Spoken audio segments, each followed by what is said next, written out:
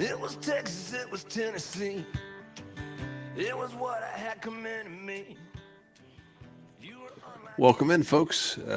This is the Texas to Tennessee podcast. My name is Steve. To my left is Soul Gravy. And tonight we are thrilled to have Shelby Stone joining us. So welcome in, Shelby. How's it going, gentlemen? Doing good, man. Thanks for hopping on. Absolutely. I love doing these. Good. All right. Well, we do too. So this will be fun. First off, for those that may not be super familiar with you, do you mind just taking a couple minutes and giving us a little bit about your backstory? Of course, I don't mind at all. So like you said, my name's Shelby Stone. I originally am from Decatur, Texas. I'm out of Fort Worth now, which if you know where it is, it's not that far. I've been doing music for about, Valentine's will be 5 years. Oh, wow. Okay. Whoa. Okay, cool. That's, whoa. Yeah, I've been doing music for about 5 years now. I graduated from UT Arlington with a music business degree. Really love it. I played cheerleader for a real long time. Didn't really start writing music until about the end of 2021. I was doing the 3-hour barbecue gigs for a healthy amount of time. Paid my dues. I will say, paid my dues. Still paying my dues. No one's told me how much my dues are, and I just keep paying them. It kind of feels like taxes, but I'm not quite sure. It's like that FICA on your paycheck. Yeah. Right. Yeah. All I want for Christmas is my gross pay. No doubt about it. But yeah, man, I was just running all over the state, playing the bar gigs. And then in the summer of 2022, Jacob Stelly A&R'd me to previously Honcho Music Group, but it's Dalton Domino, Jordan Nix, Slade Coulter, and that whole camp, Parker Ryan. And then I figured out how to write songs, and that was really rad. And from that moment on, the artist development just really unfolded and things like that. But I got into music because I was a radio promotions girl. It was, I'm so sorry. I thought I turned my do not disturb on and I didn't. That's all right. And I'm getting emails from Chase Bank. Leave me alone. They're like, hey, you're live. You're live right now. I see you. But no, I was a promo girl. Promotions assistant is the actual title. My whole job was to go to concerts and sign people up for giveaways. And it was a moment of like, people do this for a living. And at the time, I was a nursing major. I saved many lives, changing my degree. Everyone, you're welcome. I would have been a horrible nurse. That takes a special soul, and it's not one that I have. But yeah, man, I changed my degree as soon as I got that job, and it just completely rocked my world. That this was a whole realm. I wasn't like, I guess you would say average music consumer. I was already familiar with Kaitlin Butts and Tyler Childers, but one of my character flaws is that I find a song and I'm like, nice. I don't deep dive. I don't know why I do that. It's the most frustrating thing about myself. But I was already familiar with that, but then starting working at the ranch at 95.9, I stepped into a whole nother world. And it was so cool. And I was immediately obsessed. Like, truly. My favorite thing about it is my first gig was at Basement Bar in Fort Worth. And it wasn't even a gig. I just kept throwing up on stage. It was a whole thing. I played Half a Neon Moon, Casey Musgraves edition. But their tip jar is a big copper thing. Spittoon. You know what I'm talking about? Yep. And on the back of it is in huge Sharpie. It says "No wagon wheel," and just there was something about that I was like, "This is cool," and I want to know everything about why don't you play wagon wheel? I know why, but I've covered it one time for $100 because of that tip jar. Like I was like, I don't play wagon wheel. Yeah. No one's told me not to, but It's just things like that I was like, this is the coolest club ever. I want to be in it. It's been hard. It's been fun. I'm learning more every single day. And it is just, I got the coolest job in the world, man. Very cool. Well, that's a great Yeah. a great answer. One of the things I like to do, I'm not sure Soul Gravy likes it, but as long as I keep showing up, we're going to continue to do it. So, That's okay. Decatur, Texas is where Shelby's originally from what I understand. Mhm. And we like to play a game where we name people from that town, and then Soul has to figure out who they are, like famous people. So Okay. he's gonna get some of these right. He's gonna get most of them wrong, but we're gonna go ahead Nice. and do it. So Definitely. Decatur, I think, has a population around 8,000. It's not a huge town, but Okay. it's growing because it's on the, I don't know, periphery of DFW, I would say. Maybe Yeah. is the best way to explain it. But I will tell you this, it's a famous rodeo town. So if you guess rodeo person, you're probably okay. So here we go. Okay. Gwen Big Boy Williams. I don't know if that doesn't really sound like a rodeo person, but let's go rodeo. No, No. baseball Actor.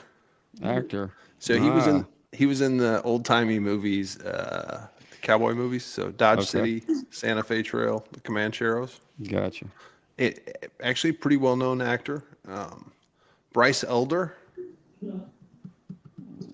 Any That guesses? Bryce sounds like a rodeo person. He's a pitcher. Pitches for the Braves. Damn it. All right. Okay. All right. This is Trevor Brazil. I mean, Trevor sounds like it could be riding an animal too. So let's go Yeah. there. Yeah. Very All good. right. Stick with rodeo on these next like 10. Okay. So Mike Lee, Gus Pickett, Dan Uh-oh. Webb, Silviano Alves, Jose Vitor Leme, Hmm. and then over 50 other prominent Brazilian rodeo members. So, like a portion of Brazil just relocated to Decatur, Yeah. which is really amazing. Tough Cooper, Roy Cooper. All right, these are not rodeo folks now. Tom Pickett. Any guesses? It's kind of a famous name. Nope. Yeah, I don't know why. I'm going blank on Tom was why I an know this. Tom was an outlaw, professional gambler. He hung with, if you've ever seen the movie Tombstone, Yes. Dave Rudabaugh is mentioned. Billy the Kid, he hung with those dudes. He was kind of Okay. a bad boy. William Rayborn was head of the CIA, so that's pretty impressive. He So developed the rodeo person would not have been correct on that one. But no, continue. he developed the Polaris missile, which comes out of naval ships. It's pretty impressive. Singers, Texas Ruby, she's one of the Makes first. Texas Ruby look like Sandra Dean. She was one of the first female Texas artists. No, no, that's a line in a Waylon Jennings song. Yeah, yeah. You got it. The first ever draft pick in the NBA is from Decatur. Okay. Bonus points if you could tell me his name. His name's Clifton McNeely. Not what I was gonna say. And then the last two, close to my heart, a guy named Jared Morris. I was gonna ask about that, but I was waiting for you to get through to make sure I was correct. Yeah, very familiar. Okay. He's the first person to get, I think, kicked off of the, Yes. off Yes. of the He was the first podcast person to get accidentally. banned during the live. So Yep. And then congratulations, Jared. my great grandfather settled in Decatur before he was shot in a barn when he moved to Claude, Texas. So probably didn't know that one. And then obviously Shelby. I love how many rodeo individuals. I did not know Mike Lee was from Decatur. So Yeah. a smidgen more to like the personal backstory. Yep. My dad was a rodeo clown my entire life. Oh, From PBR, PRCA, high school rodeos, whole nine. Did some stuff out in Spain, did some stuff out in California, wow. shadowed under Rex Dunn. And if you're familiar with bullfighting, that's Man with 9 Lives. Right. And I remember at the high school rodeos, there was like, I remember Mike Lee would come out in all of the high school. I'm like 5 at this point. Okay. So it's been a little bit, but I remember all the high school girls being like, oh my God. And like, just, Yeah, going I'll nuts. never forget it. And I used to work at NRS there in Decatur. and Paolo. I know I'm not pronouncing it correctly. I have no accent at all. But he PBR and his son's in the PBR. Yes. Top tier Brazilian camp. I bought this car that didn't come with a tire jack or a tire iron. There we go. Mm-hmm. And I had somehow had a flat, and all it gave me was just the sealant because that's helpful. And he had one of those impact drills on his truck, and he helped me change my tire. Oh, that's cool. Super nice camp, super nice folks. Yeah, I had no idea Mike was from Decatur. That's super fun. Yeah, well, I'm glad you enjoyed it. Also, if there are any rodeo folks from Decatur that happen to see this and I left you off the list, I'm very sorry because the list is pretty significant. Very long. It is. To call it a rodeo town isn't even really fair in terms of how many folks that are from there. But NRS Soul is National Roper Supply, and it is. They call it Disneyland for cowboys. I mean, it's like got everything that you could possibly want. It's incredibly impressive. So next time you're in Decatur, stop by and check it out. It's badass. I used to be a lead boot salesman there. I was very good at my job. Oh. And if you've ever been to NRS, the boots face the hats. So it turned me into a hat snob. It's great. But he's not kidding. The fact that it's like Disneyland. We would have just like tropes of families come through, and they're like, we figured we might as well, like we order from y'all all the way from Wisconsin, so like figured like we're in town. It's like it's like going to Bass Pro or something like that, just to go through, no matter if you're buying or not. It's amazing. It's super cool. It's something that I had underappreciated, like just how cool it was until you got there. Yeah, until people came in and it was like, oh wow, this is cooler than I thought it was. It was rad. Well, since we're pining for sponsorship, hopefully NRS or the Decatur Chamber of Commerce steps up. But we probably should get on to talking a little bit more about you. So this is the weird question I'm going to ask, and then the rest of them are more normal. So this one's called the pie question. And I'm going to give you a pie, and I want you to divide it, or I'm going to divide it into 4 pieces for you. So the first piece is songwriting. Mm-hmm. The second piece is recording. The third piece would be performing, and then the fourth piece would be the business, the music business. So you running your own music business. Which of those 4 areas do you kind of naturally gravitate towards? Listen, gentlemen, I love my job in all aspects. Like I literally wake up each day and it's like, what are we going to do today? Are we going to do the songwriting? Are we going to work on my performance? Do I have a home studio? Am I going to work on that? Or am I going to write a 21-page business plan? Because I did that a few weeks ago. Good for you. So it needed to be done. It's the only time I've really used my degree. Man, I think honestly, songwriting because it needs to be the biggest piece. Yep. And I've written more songs this year than I have in my entire life, so I think it's fair to say that is the biggest piece.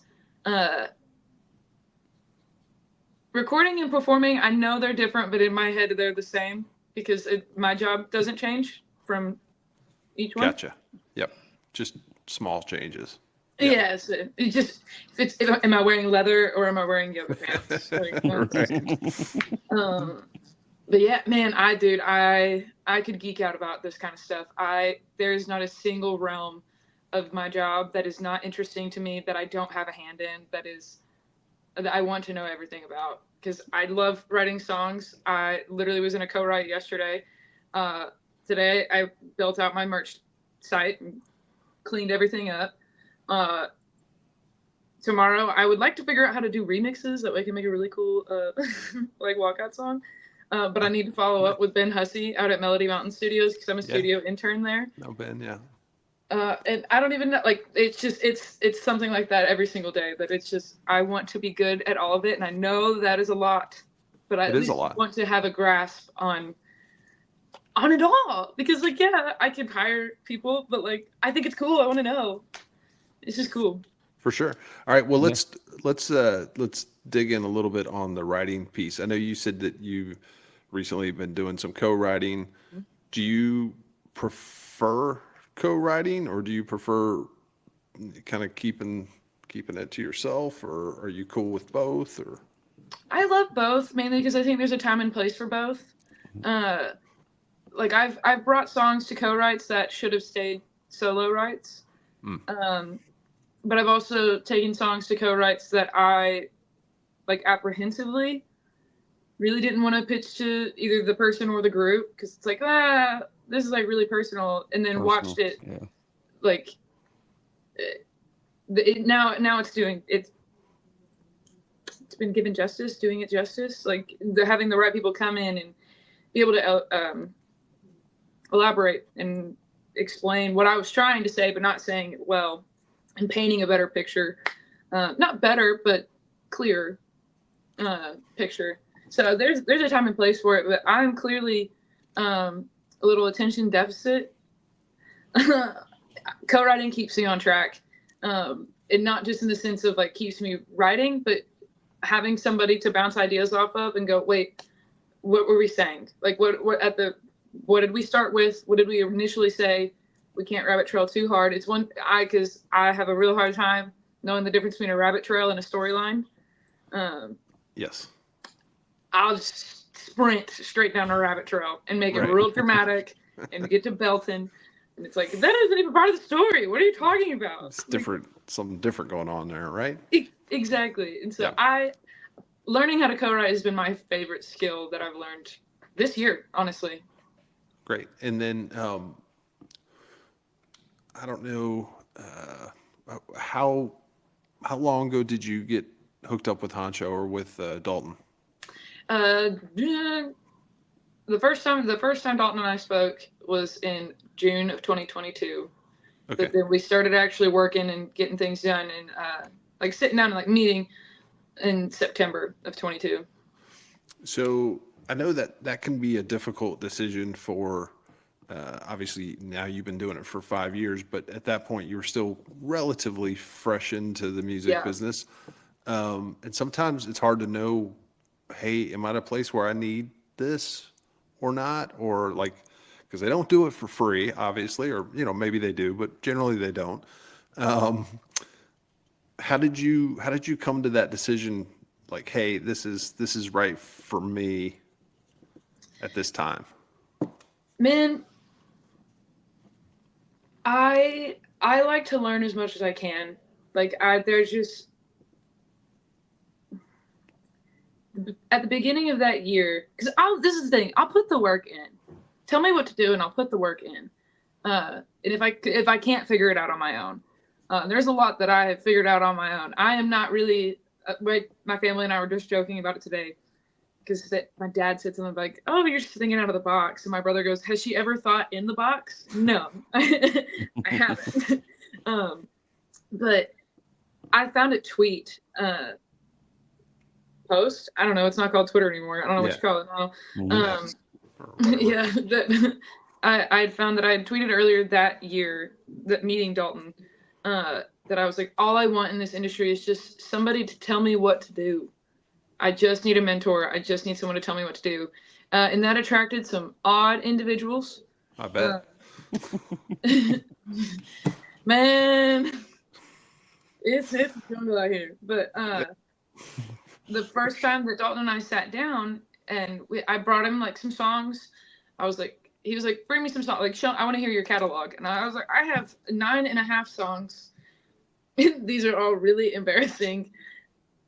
Here. And so then we sat down, and he just kind of told me like what they do, and like I talked to him about like who I was. And at the end of the meeting, like, or I guess just like by the end of the day, after like I played him some songs, he was like, well, one, the neck on your guitar is very much not okay. You need to go get this reset up. And two, you don't play guitar very well. You need to go get guitar lessons. Work on that. He was like, because you can sing the alphabet and people are going to cry, but we've got to strengthen your guitar skills. that was all I needed. That was all I just needed. Someone to tell me what to do. You want me to go take guitar lessons? That's fine. I absolutely will. And I did until it got weird with some folks. Man, it's tough. It's tough. It's not like I'm like in third grade trying to like play guitar. Yeah. Where it's like a little bit more of like a professional environment. Like sometimes it's like, oh, okay.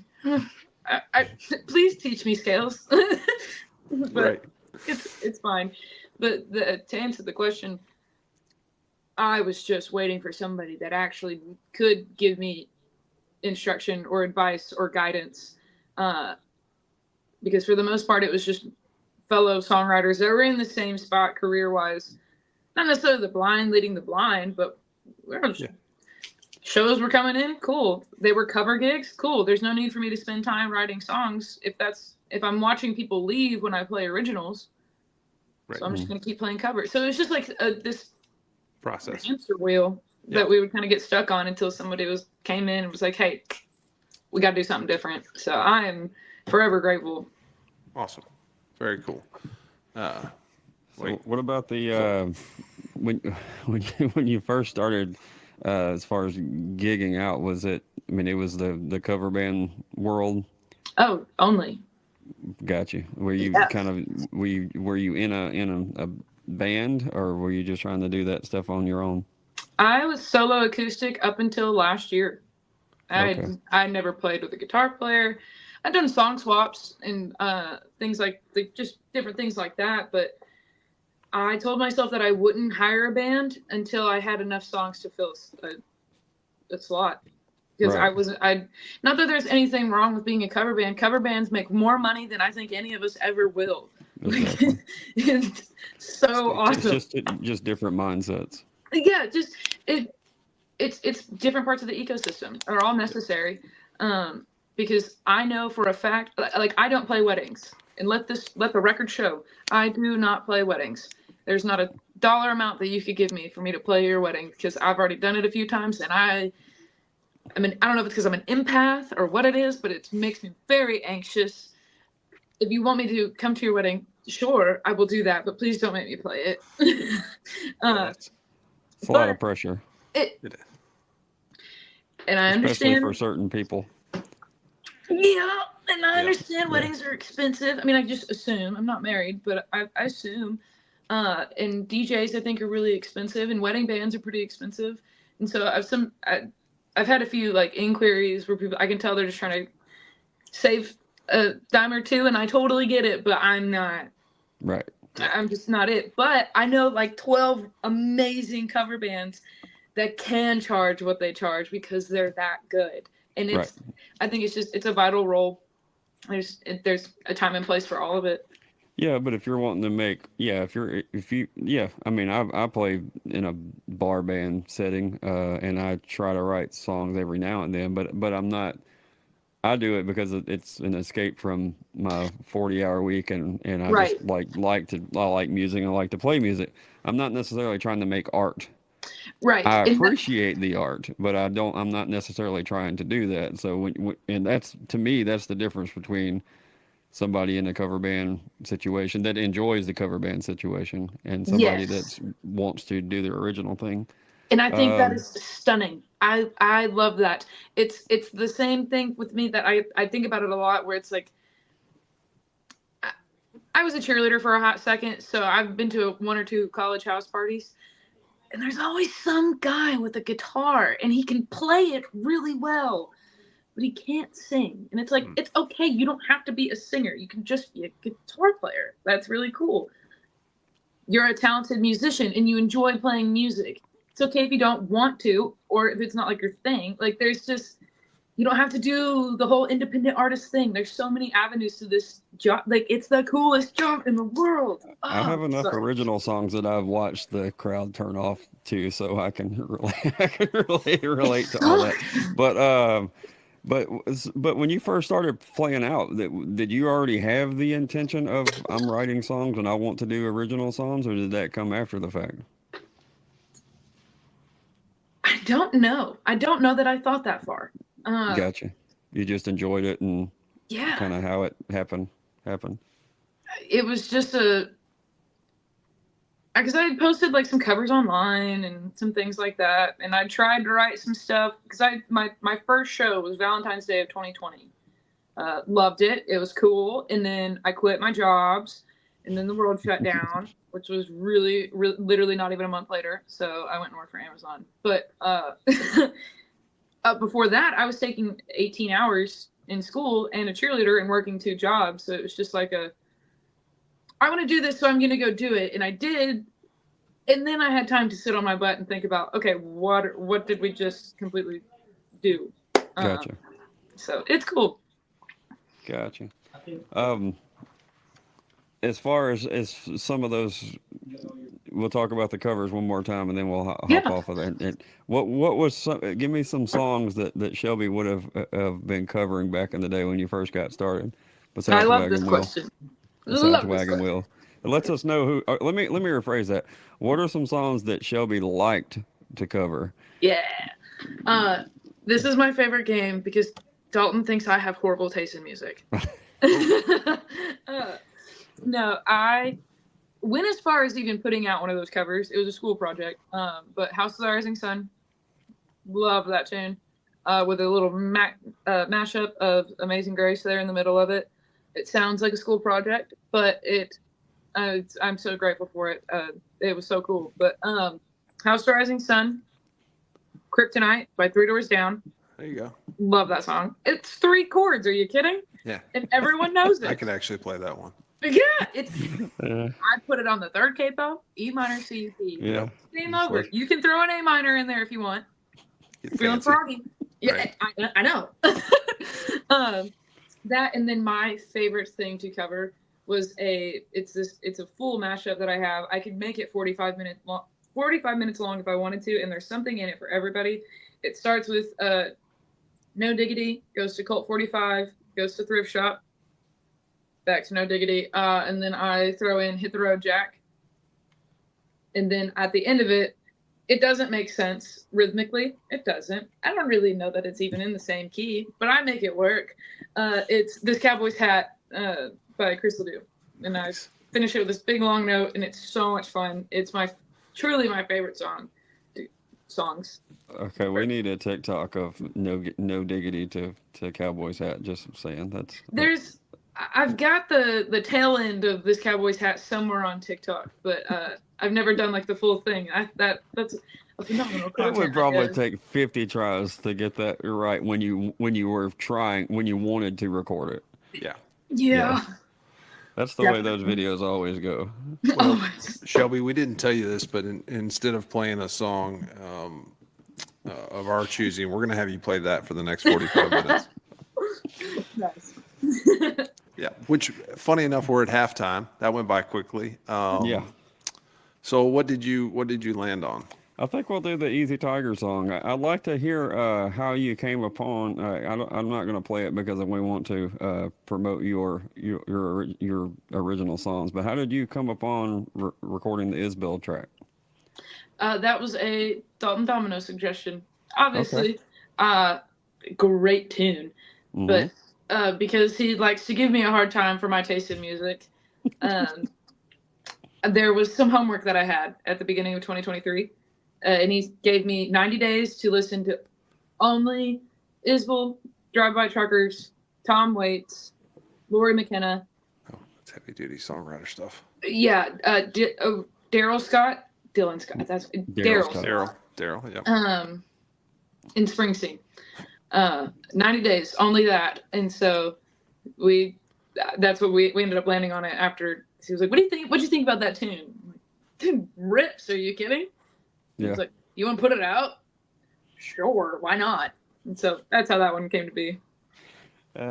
Well, if you can go back and look, I don't know, how, if I'm supposed to say it or not, but so it's the Damn Lonely Love PG version of that by the Truckers and Isbell. So go check that out on her on anywhere you stream your music. But she's got a really cool version of that. But so this the song we're gonna play though is Easy Tiger. Got a little backstory on that song. It was a co-write with Jordan Nix and Travis Roberts. If you're unfamiliar with those two gentlemen, oh, there's the best songwriters I've ever met in my life. It's they write like they breathe. Like it's just so. I don't want to say that it's easy.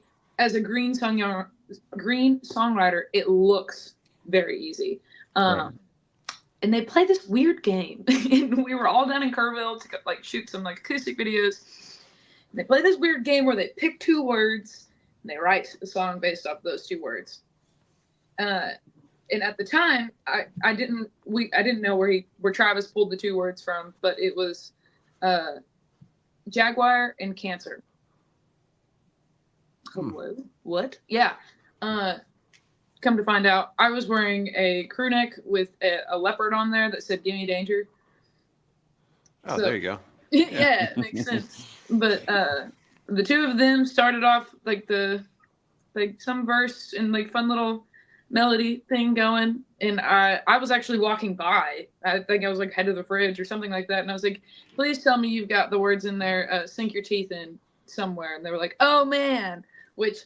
Hello, there's my 10%. I'm gonna have a seat and grab my guitar. It was so much fun to write and create, and it was so relaxed. I get really nervous with like people I haven't written with before, and I hadn't written with Travis before at that point. And I mean, we're all in pajamas and some Airbnb and writing a song about foreplay. Like that's what it was about. Like that's the gist of the tune, and it was just fun. And it kind of became a bit of a foot race there towards the end on who was actually going to put it out, because Jordan Mix came out with merch. As a big man, but I'm putting this song out.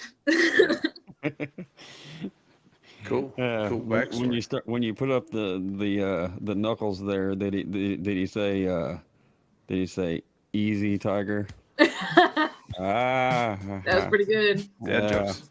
Yeah. You kinda love like a big cat, baby, only come out at night. Sink your teeth down deep now, baby, that'll fill your appetite.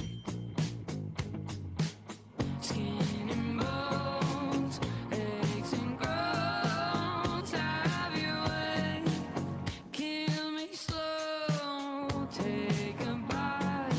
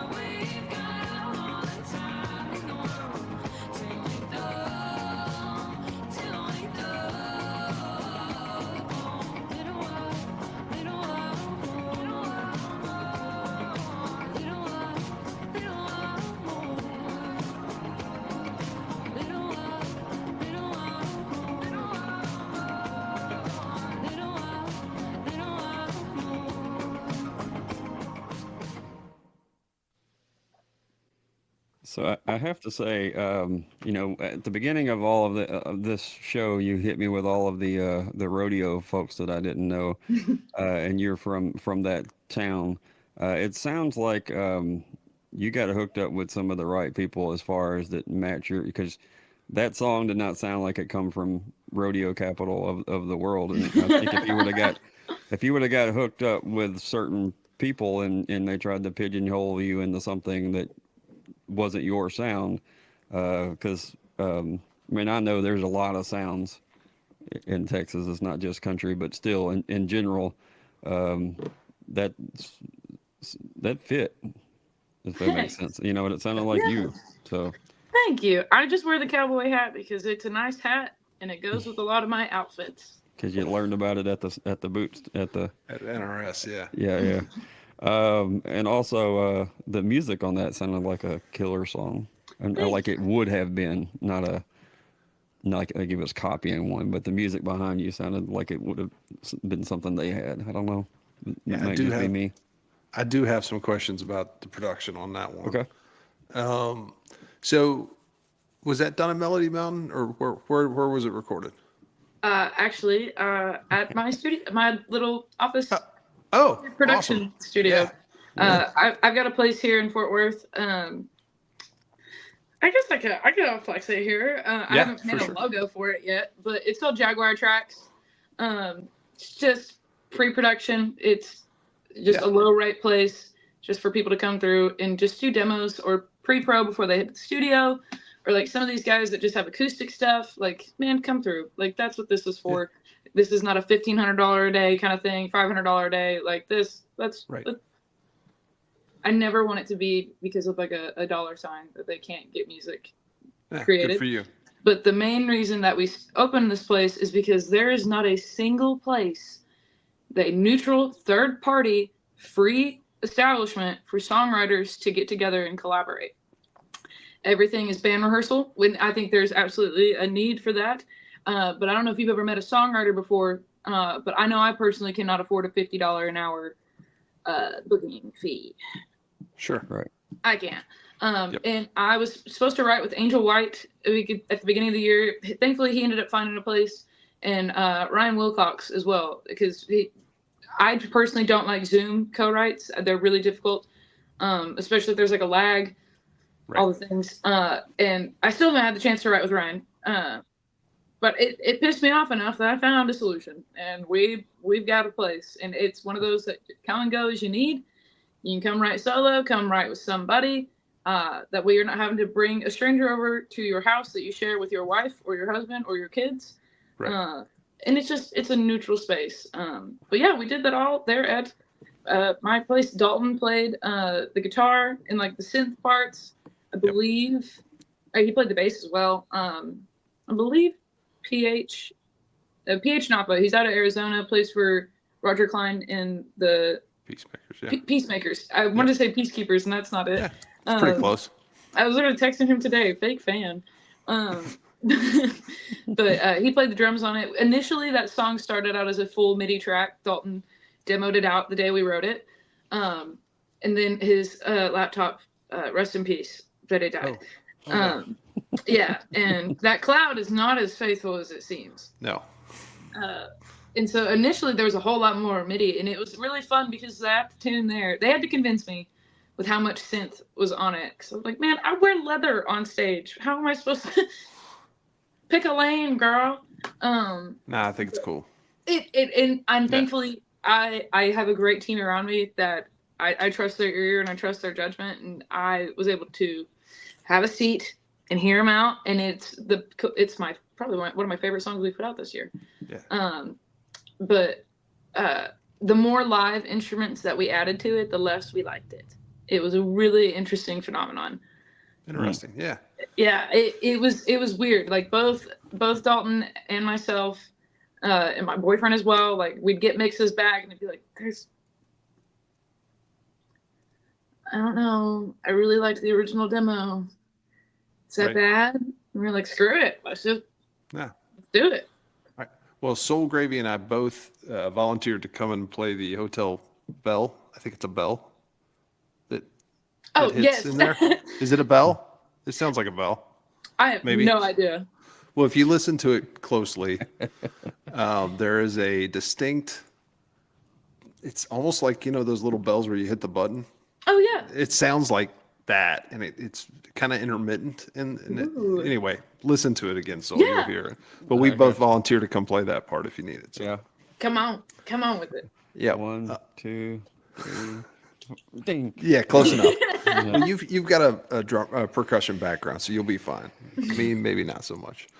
All right, we talked a little bit, or you mentioned a little bit about putting together a business plan. What are some of your, I don't know, short-term goals? Maybe within the next year, and then any goals beyond that you want to talk about? Yeah. I'll keep it a buck with y'all. I don't usually talk too much about what my upcoming goals are because it does make me anxious to talk about big dreams to potentially small-minded individuals. Not that y'all are, but we are live. No. Do what? You're right. Right. No, I am a Christian. The big man and I, we are very, very close, and there's nothing too small for him. So a lot of the long-term and short-term goals I have feel outlandish to say out loud, but I don't care. I am trying to, for 2025, my short-term goals is to get on more festivals, and we've already kind of done that, which is like, all right, cool. And not just be the bottom name, like slowly climbing up on some festivals that we've played before and coming back to. I would really like to consistently, I don't want to tour. I don't want to do the 150 dates a year thing. I'm a delicate flower. I don't know that I'm meant to be a road dog. No, that's just, it's just not. But Right. Everyone's career is different. I just don't know that it's one that would benefit mine. But playing a few more shows than we did this past year. Now that I've got like a solid band that knows all my stuff and things like that, and I would like to put out more music. That's Cool. big ones. Those are good goals. Thank Good you. goals for sure. You talked about this a little bit, but not everybody knows exactly what it is that they want. A lot of folks newer into the industry go, yeah, I want to be out on the road. How did you determine, like, okay, this is the appropriate amount of shows I want to play in a given year? A lot of the things that I have learned have come from Dalton and the people that he surrounds himself with. They've been there, done that. They know it. And it was things that, a lot of it was information that I was aware of, but once put into context, it's like, oh, well, yeah, that does make sense. Things like, I don't need to play Fort Worth 4 times in a month or 4 times in 4 months. Like, that's, you're oversaturating your market there. Or like, man, I know she's going to come back in about 6 months. I'm not going to go tonight. Like, things just like, Right. like market trends and things like that. And man, personally for me at the time, like, especially this past year, I needed more music. I needed to write more. I needed to get more songs. And there's 2 covers in a 45-minute set for me, and one is aired out with Jordan. So it's like I didn't write it, but I got to sing on it. Him and Travis wrote. That's a prime example of a song that him and Travis Roberts wrote. Yep. Are you kidding? Yep. Anyways, and then I finished all my sets with "Rock and Roll Shall Kill You" by Dalton. Loved that song before him and I actually started working together, and I had to be like cool about it. Wasn't cool about it. I tried, but I wasn't. That's great. But there's been a handful of like 90-minute slots that I've been asked to play, and they're a solid 75 because I can talk a lot in between songs, and so it's just kind of recognizing like what we've got here, and do I have the material? Do I have the funds? Does my band have the availability? Right. Like things like that, just to be able to say like, yes, this is something you do. No, this is something that we can't do. Yeah, it's just kind of, I won't take any of the real credit on that one, but it's having a manager that understands like, I know how this scene works. I'm watching what's happening. Let's just hold on. Right. Makes sense. A couple other questions, and then I'll throw it back to you. So, in terms of putting a band together, that's a whole nother thing. Yeah.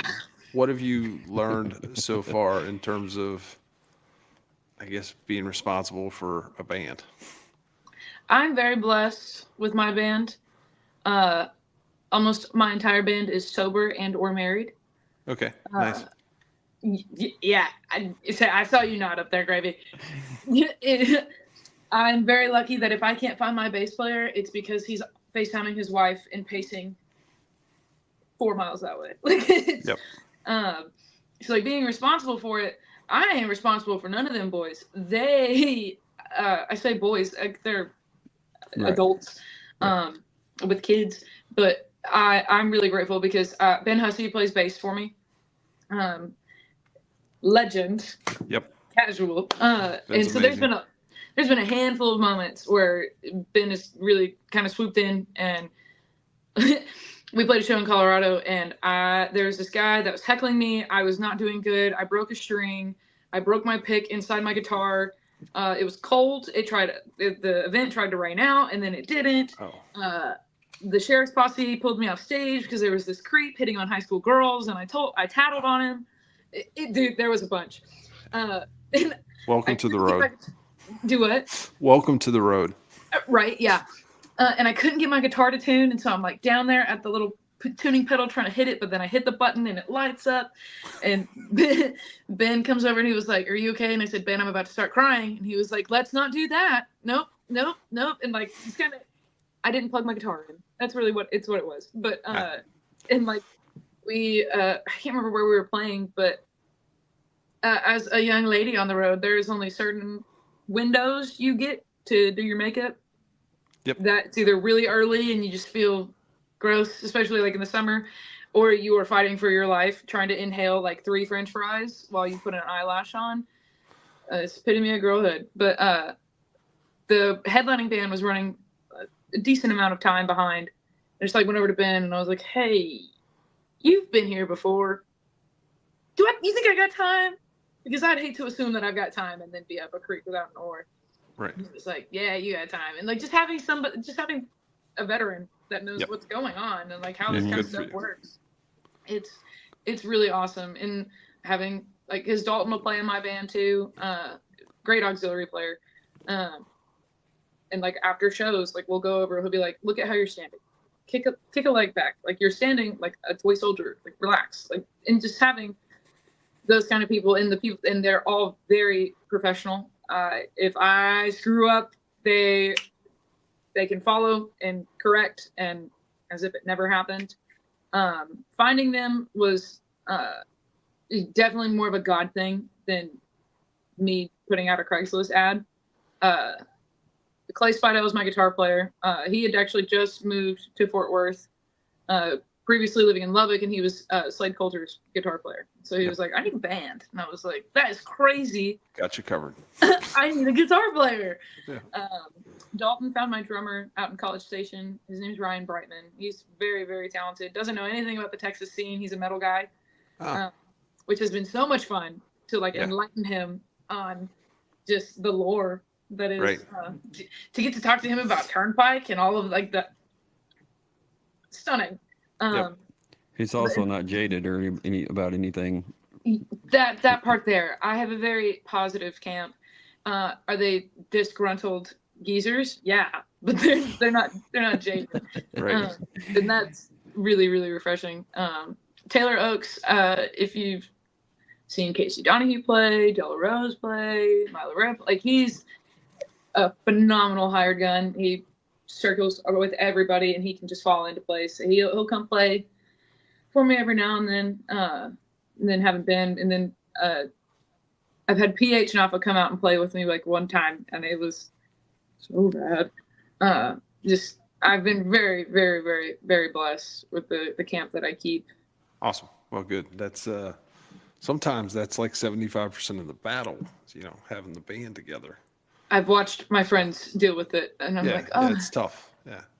So Yeah, we've talked about that before. As far as when you know your band is there, the only thing you have to worry about is you. That's like that's the goal.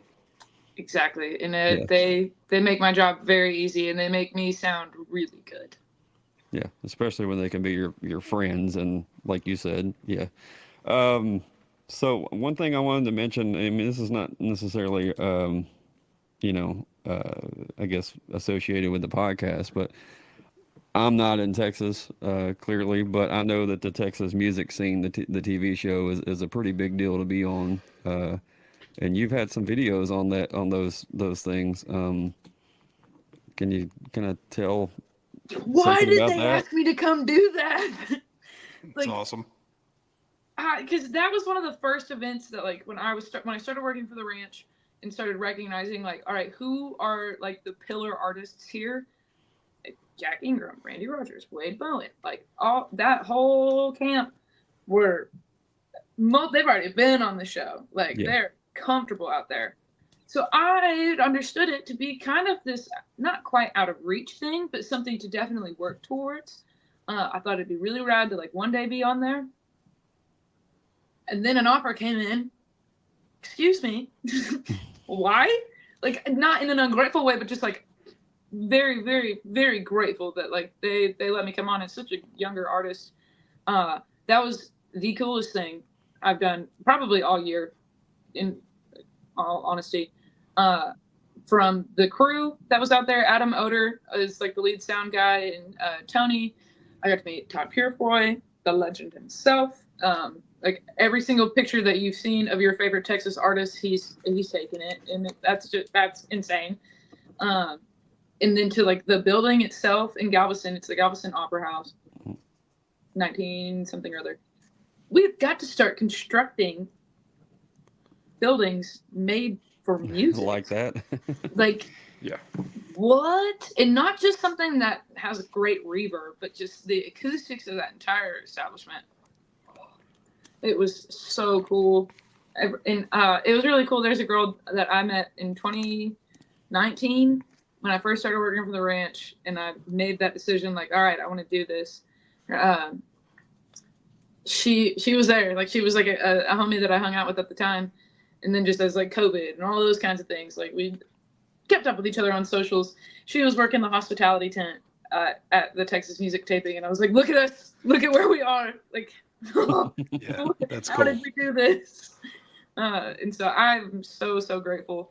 And I know it doesn't seem like it, but I have had PR training, like, since that interview. I love doing these things. I love talking about my job. It's just so much fun. But I was terrified when we got to the interview part of it, because I'm like, what?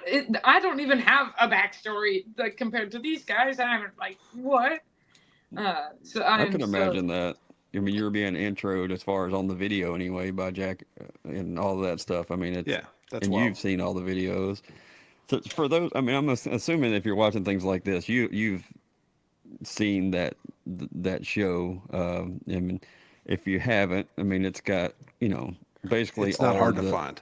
Yeah, there's so, yeah, Jinx, Hood, Sleep at the Wheel, who, you name them, they've been on the show. Yep. So when I saw, I was like, well, I'm gonna do some research on YouTube and just kind of see what pops up. And that was like one of the first things that popped up was that video, and you could hear your acoustic guitar too, by the way. So Nice. they had it in the mix. So from you need to fix your guitar and take lessons to I could hear it on the. There you go. So Yep. Sound There, good. I'm glad that they included the take that I had it unmuted, because there was one that I had it muted. it's okay. So I've actually been to a live taping of one of those, and it's awesome. Which I one did was you at- go to? I saw Jamie Lynn. I was there. Oh, okay. Yeah. Oh, how about that? At, Yeah. at Billy Bob's. Yep. $5 ticket on a Tuesday. Yeah. Perfect. Hell yeah. Yep. Our friend Y'all Bill made me played sick. in that.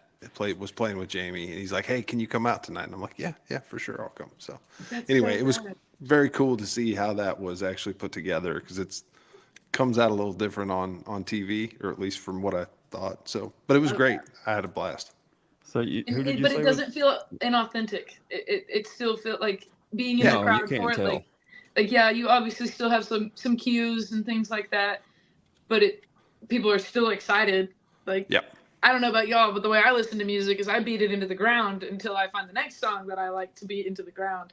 So to get to hear it live twice or 3 times, Right. yeah, That was awesome. big fan. So it was Jamie Lynn and my buddy Bill. Bill was playing. Okay, that's what I thought. Yep. I thought you said Bill. I just making sure. Yep. One other thing that we need to make sure we talk about before we get to the rapid fire is you were talking about your merch store. Now this is something that that we found out after she came on, that she pretty much does all of this stuff in house as far as the building her site, her merch store, designing the merch. So when she talks about getting up every day, trying to, kind of doing something different within her business, that's a huge part of it too. So I guess you put all that work into it. Tell us how to get there and all that. The Shelby Stone everywhere. TheShelbyStone.com. That's The Shelby Stone is my handles on everything. To exclusive Texas to Tennessee Okay. drop. I turn 25 next week, and so come Monday, there will be hats like released online. Everyone's been wanting ball caps. We finally got some ball caps. Nice. And so they will be released online Monday morning at 10 a.m. at theshelbystone.com/store. And everything will be 25% off quarter life crisis. Nice. But yeah, I love it. Yeah, super cool. You've got onesies in there for the babies, which is cool, and a bunch of cool buttons and koozies and very cool art design on the shirts and sweatshirts. So y'all go check it out. And while you're there, join the Strays. Yep. Yes, please do. Exclusive Facebook group.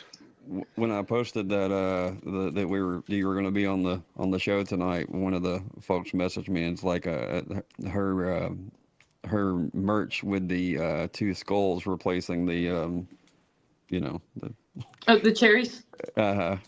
Yeah, that's what I'm sorry. Yeah, You're good. yeah, that they said that's your merch is their new favorite merch going right now. So Super cool. yep. Let's go. I just had to give a reason why I was joining the Strays. So please approve that when it comes through.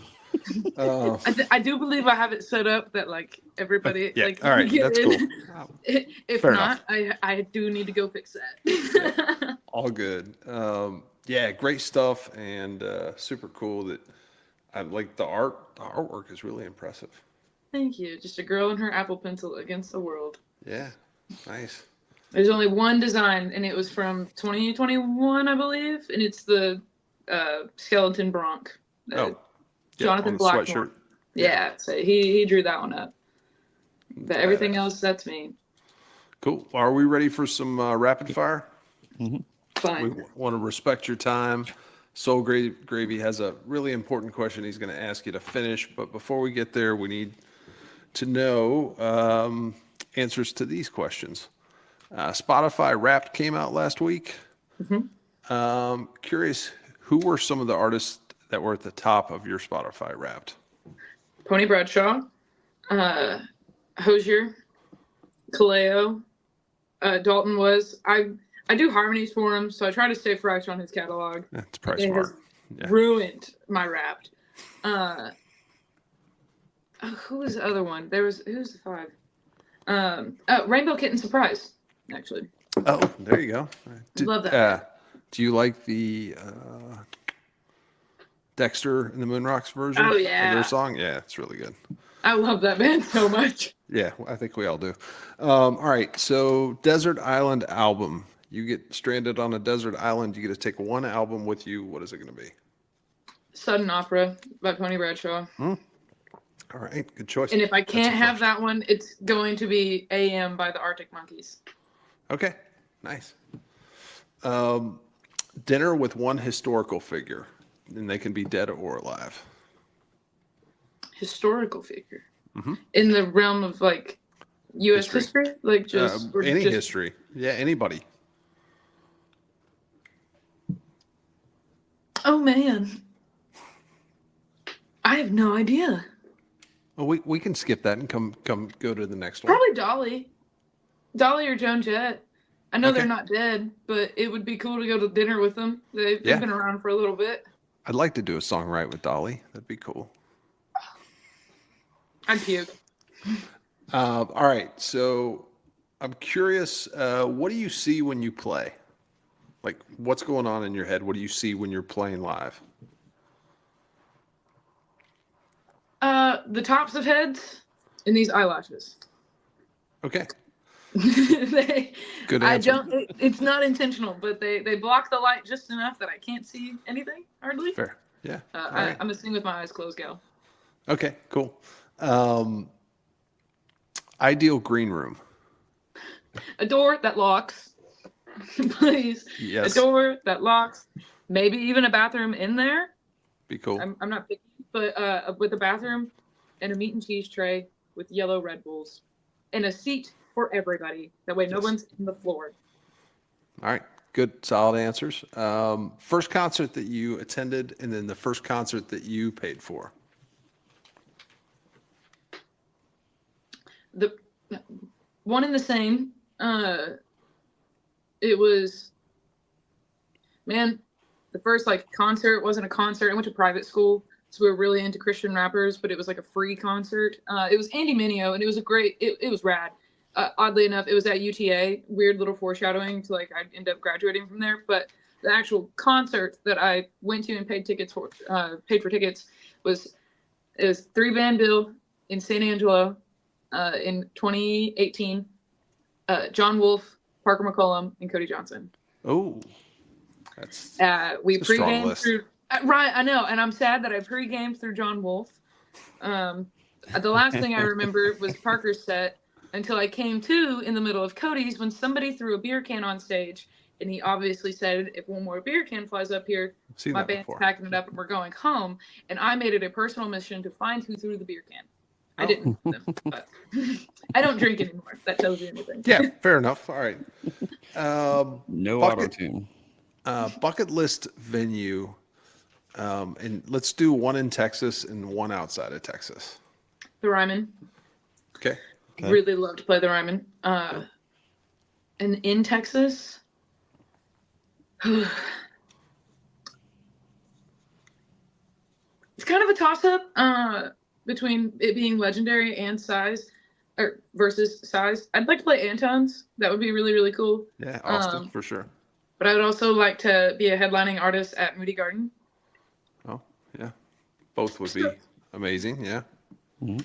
Good answer. Shout out to Austin, Texas. You need all an right. opening spot with Kings of Leon at the Rodman. There's your Yeah, that'd be scenario pretty cool. there. Yeah. That's All right. And then last question that I have before the penultimate question of the evening. This is semi-controversial, but tribute bands, yay or nay? yay. Okay. Kind of like what we were talking about earlier. I think there's a time and place for it. As long as it's not like the Elvis impersonators, where it's like the costume doesn't come off when Okay, they so- step off stage. Just to clarify, at least in my head, there's a difference between cover band that plays cover songs of a lot of different bands. Right. What I'm referring to here is a tribute band, so it would be like, Yeah, I'm with you. Um, When I played House of Blues, there was an AC/DC tribute band in the main Got it. hall. Yep. Very loud, very, very true to the sound. yes. I think there's a time and place for it. I think Okay. it's cool. All right. Good. All right. Well, you passed the rapid fire. Congratulations. Okay. Thank you. I tried to write it out. You think it would actually work, or just skip to the normal one? Hey, We'll whatever. try. It's your show. Okay, it's my show. Okay, how do you pronounce? I don't know if you can see this. How do you pronounce this word? I'm so sorry. I don't know that it's the right Okay. way, but pecan.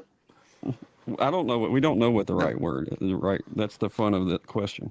I'm shocked that you could see it. We gotta go to a thicker pen. I was thinking. She said she was 25. I was like, we'll try. Yeah, she's got good eyes. So No, we got a 40-year-old on here. We're not doing that. So all right. So the last question started out as a joke on episode 1. Now it is a requirement that we ask this. So Shelby, What is your favorite Little Debbie snack? Cosmic brownie. Okay. Double shot, 2 in I one day, know. sir. Yeah, I know. Second, Earlier, the runner up on that one is a Star Crunch, but they made them smaller. Inflation has hit Star Crunch. Yep. That or my hands have gotten bigger. I don't know, but Yeah, good answer. yeah, thanks. yeah. All right. So if try to tell everybody if you follow Shelby, make sure you do on all the socials. It's the Shelby Stone. And our website's the same. Instagram, TikTok, everything is the same. If you listen when you go listen to her music, make sure you hit that follow button on anywhere you stream music because it's all about building a resume. It helps everyone involved. Unfortunately, there's an algorithm and a sales pitch that goes to all of this stuff. So when she says, I got a new song coming out Tuesday or whatever it is, and go pre-save it. It doesn't cost anything. Just pre-save it because it helps. Unfortunate, get in the algorithm that we all despise. But all right, how was that? Was that pretty good sales pitch there? It was Yeah, okay. good job, man. Yeah, she Well was done. she's radio, so was trying to make sure I Oh. was, yeah. Make Man, sure, I have a killer lisp, so I can't say anything when it comes to being good at radio, and I stutter too. That was great. when was I great. when I was in high school, I worked for a radio station. It was a country radio station in a little bitty small town, and they used to fuss at me about my eyes. I'm like, we're in BFE, Tennessee. Who Your do you think's customer base, listening? your customer base has eyes. They don't have eyes. Right. That's the thing. The radio voice, they always wanted to get like real like Eyes. deep in TV and like All relax. I could think of was the Howard Stern movie, WNBC. Yeah, But for sure. anyways, Shelby, thanks so much for taking time to join us. We really enjoyed getting to spend the last hour with you, and let us know what we can do to help you. Absolutely. Thank y'all for having me. This was awesome. Appreciate it.